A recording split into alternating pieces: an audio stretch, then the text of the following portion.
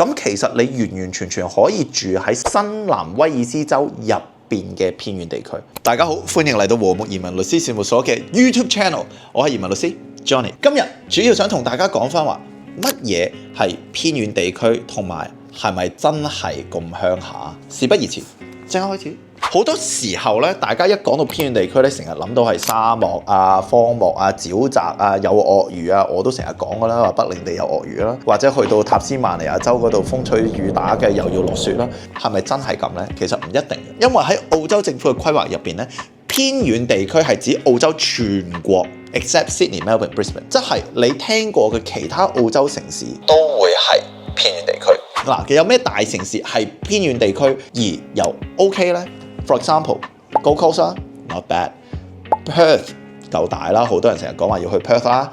Adelaide 咁睇過衝上雲霄都知㗎啦，呢啲都係比較大嘅城市。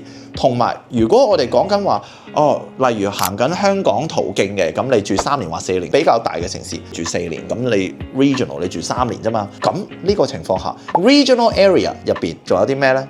例如果話你 aim 緊你想住新南威爾斯州，例如 Sydney for example down the line， 咁其實你完完全全可以住喺新南威爾斯州入邊嘅偏遠地區。有咩啊？臥龍崗咯，距離 Sydney 1個鐘車程嘅啫，咁你就到㗎啦。咁你完完全全讀完書或者話你有啲乜嘢嘢，你喺個臥龍崗嗰度做咧，只需3年時間，你就可以攞到191 Hong Kong Pathway。Not bad, isn't it？ 其實仲有啲更加細啲嘅，有啲好似話塔斯曼尼亞或者北領地啊，咁呢啲我就 personally 就麻麻地嘅，即係因為自己都住過好多澳洲唔同嘅位咧，最後你睇我都係 Sydney 啦。咁有啲就係 Melbourne 啦，咁通常就都係呢2個位嘅啫。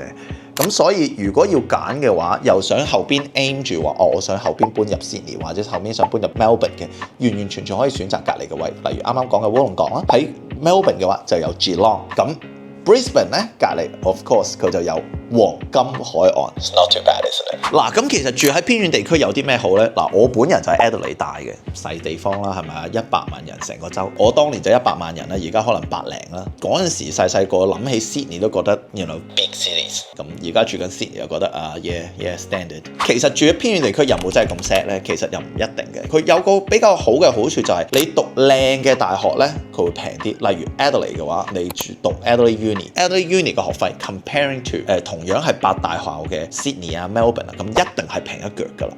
而佢嘅認受性係一樣嘅，睇你聽唔聽啦。咁我就自己 Adelaide 大學畢業，咁我一定話好㗎啦，係咪？咁而如果話有啲其他 regional area， 例如話可能 Hobart 嘅UTAS 都 not too bad， 同埋喺首都坎培拉嘅澳洲國立大學啦，咁成日都係全球 top 㗎啦，講係咁講啦，但係原來 one of the 8大咯，咁學費都會平啲，咁所以呢個都係一個比較好嘅好處啦。唔止學費平，你生活費都 in general 都會平啲。除咗喺塔斯曼尼亞啦，你乜嘢嘢都要喺 mainland 度運過去。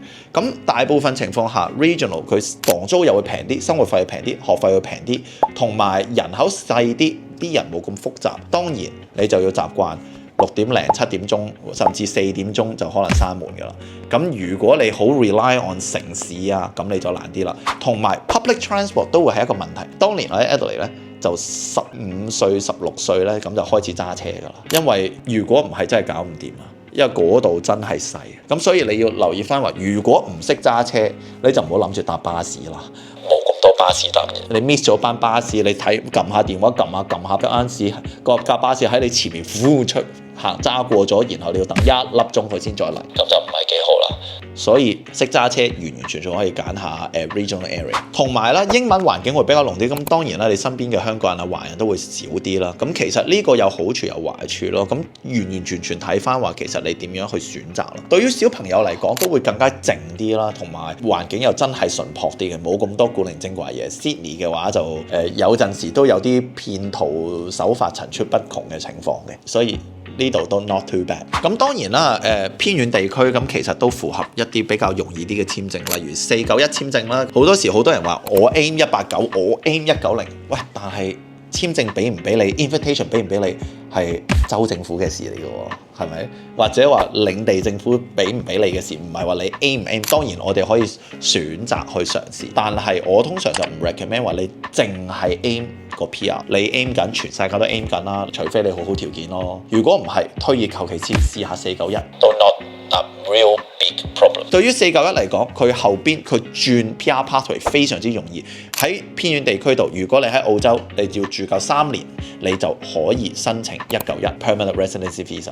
而呢一個191就唔係 Hong Kong pathway 191啦，而係正常 normal 版191。基本上你住夠3年一定得㗎啦。如果你喺澳洲，同埋你一定要 provide 到 tax return。當然早一段時間咧，就內政部就有出咗公告，就去 confirm 翻話，其實如果你喺澳洲，你就要遵守呢個簽證條款啦。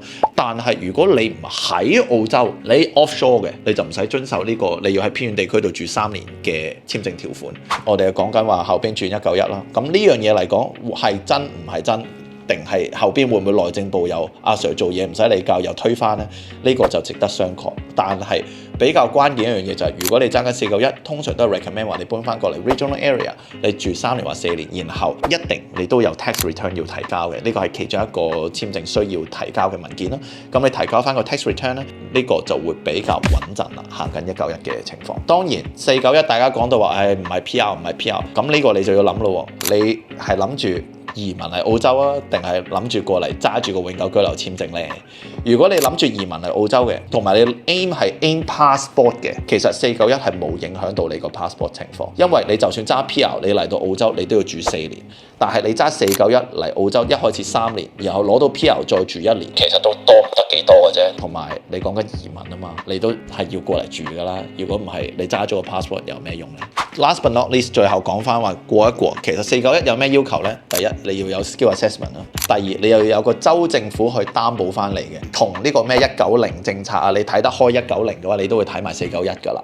咁我哋通常就 recommend 話你入得190都入埋491，除非有啲州佢淨係俾你入一係190，一係491，咁你就冇辦法啦，你就真係要 make a decision 啦。咁呢樣嘢，咁我就希望大家多啲諗下，如果真係想行 general skill migration 過嚟嘅，我就建議491都殺，拎咗人過咗嚟，起碼件事已經喐緊。如果唔係嘅，或者話真係懶得搞嘅，其實讀書移民都 not too bad 啦。和睦移民專注澳洲，今集就咁先啦。如果仲未關注我哋嘅，記得撳翻 subscribe， 撳翻 like，share 翻條片俾個 friend，然後撳翻 comment。喂，呢啲基本嘢啦，有啲咩啊？